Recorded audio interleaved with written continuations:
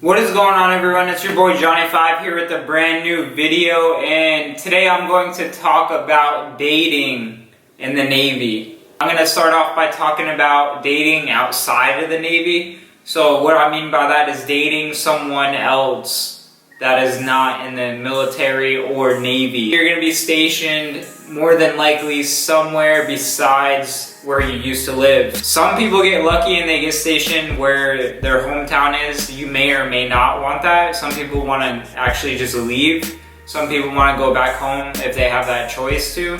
But if you're dating someone at your new duty station that is a civilian, that you meet there, it's a totally new state, that is acceptable in the Navy. Dating anyone outside of the Navy is acceptable. It doesn't have to be known to other people. Basically, it's just like you're working your regular job and you're dating that person. You see him after hours, after work. The only thing that some people have a problem with is the working hours can be long. When you go underway, you're not going to be talking to them because you don't have service out when you're underway. And deployment as well.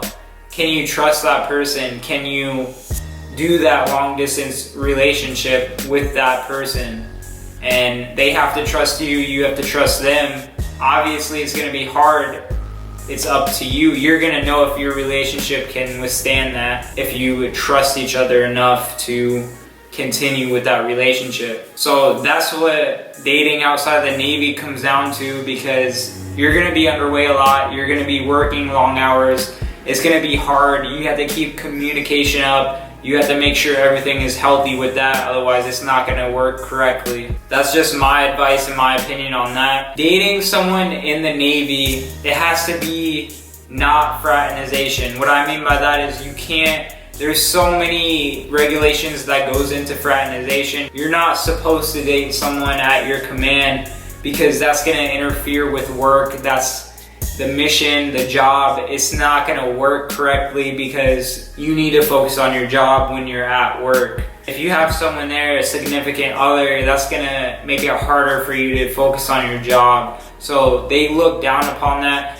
Some people try to go under the table and date people at their command. It ends up poorly because they either break up and then it's like you still have that negative impact on that. Or they stick together, the command finds out, and then they basically punish them. They send a service member off the ship on extreme conditions. But it's really just depends on the circumstance for that. You're not supposed to date anyone 2 ranks above you or below you because that will be considered fraternization.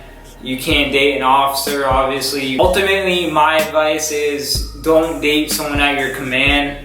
Date someone either out the military or someone that's at a different command at that. I mean, you could be married to someone in the Navy, be married to someone in a different branch, you could date someone in a different branch, you could date someone in the Navy still. There's nothing against that. It has to go in regulations with fraternization, because if your command or any other command finds out that you are fraternizing, there's going to be circumstances that you're going to have to deal with. So that's my advice and my opinion on dating in the Navy. I hope you enjoyed this video. If you have any other questions, please drop a comment. Please feel free to send me a message as well. Thank you guys for watching this video. Please drop a like, please drop a comment, please subscribe if you are new. And it's been Johnny5, and I'll see you guys next time.